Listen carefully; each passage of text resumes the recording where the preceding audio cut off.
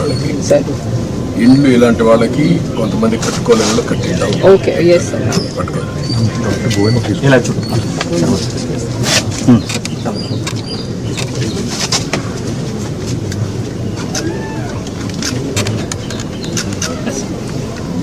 మనకి డీటెయిల్స్ ఏంటనేది so this is basically beneficiary lead construction sir. But మీరు అన్నట్టు ఇంకా వాళ్ళు కట్టలేకపోతే మనం పాలసీ ద్వారా ఇంకెవరి ద్వారా అటాచ్ చేయాలి సార్.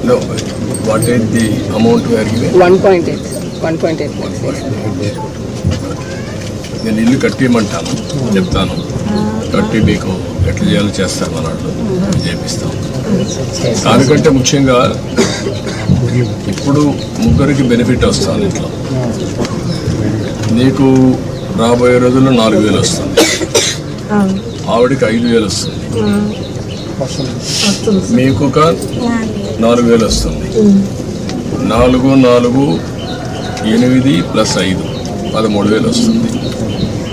13,000 వచ్చినప్పుడు మీరు కొద్దిగా సంపాదించుకుంటున్నారు. వీళ్ళిద్దరిని చదివించుకొని వాళ్ళకి చదువుకు అవన్నీ ఏం చేయాలో అవన్నీ చేస్తూ ఉంటాం గవర్నమెంట్. కానీ 10 రూపాయలు సంపాదించుకునే మార్గం ఎందుకు ఆలోచించకూడదు? మీరు సంవత్సరానికి ఒక పద్ధతి ప్రకారం చేస్తే ఎప్పుడూ పేదరికంలో పుట్టి పేదరికంలో చనిపోయి ఇల్లు కూడా లేకుండా అవస్థపడి వర్షానికి పొలాలు చేశారు సార్. పొలాలు చేసి అవన్నీ అప్పులు పాలయ్యాడు. అప్పులు పాలయ్యితే ఇప్పుడు దాకా తీర్చాము, అయిపోయింది. ఇంక ఇల్లు వేసుకుందామని అనుకుంటే మా స్థానం లేదు సార్, అందుకని ఆగిపోయింది. ఇక్కడ ఎవరైనా మీకు బయట వాళ్ళు ఎవరైనా గైడ్ చేస్తే కదా, నేను ఏమనుకుంటున్నానంటే మీకు ఒక ఆలోచన ఉంటుంది. మీ ఆలోచన రైట్ ఆర్ రాంగా. ఇప్పుడు ఈ అబ్బాయి ఉన్నాడు అనుకోండి, కానిస్టేబుల్ అవుతాననుకున్నాడు, పోలీస్ అనుకున్నాడు, వీడు లాయర్ కావాలనుకున్నాడు. ఇవి రెండు అయితే ఇంకొక 5 ఏళ్ళలో 10 ఏళ్లలో వీళ్ళిద్దరు బాగా చదువుకున్నారు అనుకోండి, ఉద్యోగాలు వచ్చాయనుకోండి, వాళ్ళ జీవితాలు స్థిరపడితే మిమ్మల్ని కూడా చూస్తారు. అప్పటి నుంచి మీ జీవితాలు కూడా మారుతాయి. మీ ఇద్దరిని వాళ్ళు చూసుకోగలుగుతారు. కొంచెం ఒక పద్ధతి ప్రకారం మారుతుంది. మీకు హాస్పిటల్కి 5,000 ఖర్చు పెడతా ఉన్నారు, 3-4,000. ఎయిమ్స్ పోయారనుకోండి, మీకు అక్కడ ఇంత కాదు, దీనికంటే పెద్ద డాక్టర్లు ఉంటారు అక్కడ. ఇలాంటి ఆలోచనలు కొన్ని మీకు ఇవ్వడానికి నేను కూడా ఆలోచిస్తున్నాను. పెద్ద చదువుకున్న వాళ్ళు ఉన్నారు.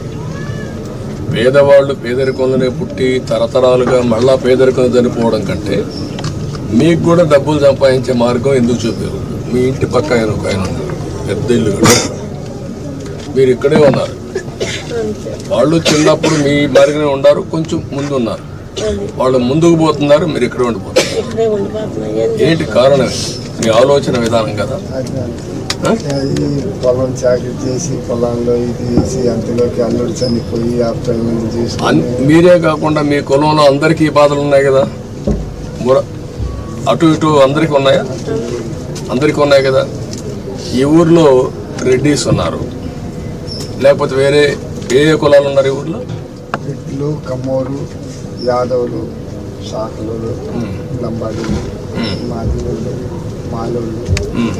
ఇప్పుడు రెడ్లు బాగున్నారు కదా, కమ్మోళ్ళు బాగున్నారు కదా, తర్వాత యాదవులు బాగున్నారు కదా. బాగలేనిది ఎవరు? మీరే కదా. ఎందుకు? కారణం ఏంటి? కాదమ్మా, మీ ఆలోచన. నేను అందుకే మీలో మార్పు తీసుకురావుతాను. వాళ్ళ మారిగా మీరు ఆలోచించాలి. ఇప్పుడు వాళ్ళు పొలం చేస్తారు, కానీ వాళ్ళకు జీవితంలో ఆస్తులు వచ్చాయి. వాళ్ళ తండ్రి తాతో 1 ఎకరా 2 ఎకరాలు 5 ఎకరాల భూమి ఇచ్చాడు, మీకు అవి లేవు. కానీ మీ కష్టార్జితంతో మీరు బతుకుతున్నారు. ఒక్కసారి పిల్లల్ని బాగా చదివించారనుకో, మీ జీవితాలు మారు. ఇంకా డబ్బులు సంపాదించే మార్గం ఏంటి? నేను అన్ని ఆలోచిస్తున్నా. పేదరికం లేని సమాజం అంటే ప్రతి ఒక్కరికి కూడా కనీస ఆదాయం సంపాదించే మార్గం మీకు చూపించాలనేది నా ఆలోచన. లేకపోతే మీ జీవితంలో ఇదే మరికి పుడతారు, ఇదే మరి చనిపోతారు. ఈ పిల్లలు కూడా ఇప్పుడు చదువుకుంటున్నారు కనీసం, లేకపోతే వాళ్ళు కూడా చదువుకోరు. చదువుకోకుండా ఊరు పనిపోతారు, దాంతో మీ మరిని వాళ్ళు ఉండిపోతారు. అని భయపడ అందుకనే ఈ ఇల్లు కూడా అట్టాగే ఉంచుకొని పిల్లగాడికి ఆ పిల్లలకి మా కూతురు పోయిన రోజు పోతారని పిల్లలు కూడా అందుకనే చదివించుకొని చేస్తున్నాయి. చదివించేది అంత త్వరగా మంచి పని చేశావు, అది శుభసూచకం. ఈ పిల్లల భవిష్యత్తు బాగుంటుంది. ఏంట్రా మీరు ఆలోచిస్తున్నారా? ఏం ఆలోచిస్తున్నారు? బాగా బాగా చేయాలని ఆలోచిస్తున్నావు. ప్రతిరోజు చదువుకుండా బాగా క్లాసులో మంచి ర్యాంక్ వస్తుందా?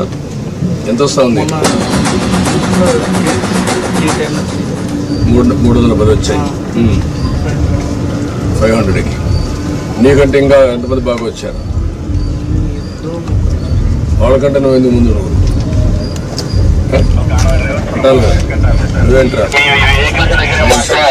7th క్లాస్లో కామన్ ఎగ్జామ్ అయింది కదా, అయిందా? అప్పుడు ఎంత వచ్చాయి మార్కు? 100కి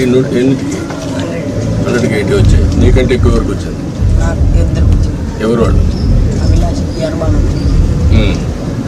ఇద్దరికి వచ్చింది. వాళ్ళకంటే ఎక్కువ నీకు ఎందుకు రావు? మీ అమ్మ కష్టపడుతుంది కదా.